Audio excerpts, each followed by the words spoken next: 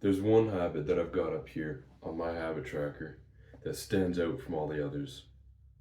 If you've tried to start new habits or kick old habits, then you know that as you go through it, they get easier and easier. We're 11 days into this habit tracker. I don't like stretching. I find it really boring and painful, and I don't make much progress at it, but I do it every single day. So it's not that hard anymore. I just do it. But cold exposure, however, every single morning I dread it, and it sucks. I always think that it might not be as bad as I think it's gonna be, but once I get under there, it sucks. Every single time, and that's the whole point of it. It's supposed to suck, and I do it to build discipline because of that.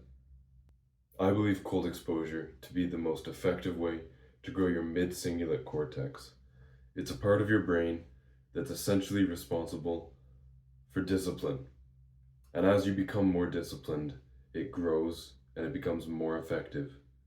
And if you're lazy all day, if you know someone who just lays around all day and doesn't do anything that they don't feel like doing, it actually shrinks in them and they become unable to use discipline. So start cold exposure to start growing it, and you're going to become a man. You're going to be able to get done what needs to get done. You're going to do the hard actions that are required to meet your huge goals, like the ones that I've got written up there.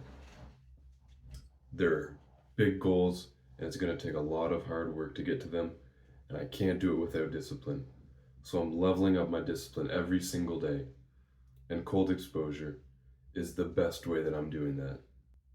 Now, I'll teach you a little bit about cold exposure, because as you start to build this habit, you don't have to do it for very long. Just turn your faucet on to cold, turn the shower on, and get under there for 1 second. And then you tick it off the habit tracker. Hopefully you've got a habit tracker. If not, I've got a video on how to make them. I'm making another one. But just keep track of getting into the cold water every day. And once you get in there for 1 second, you can turn it off. You'll probably want to stay in there for a few more seconds. But if it's your first time, not much longer than that. You're not going to want to stay in there long. And you can work your way up. You don't have to do a whole minute the first time, but you can work your way up to there.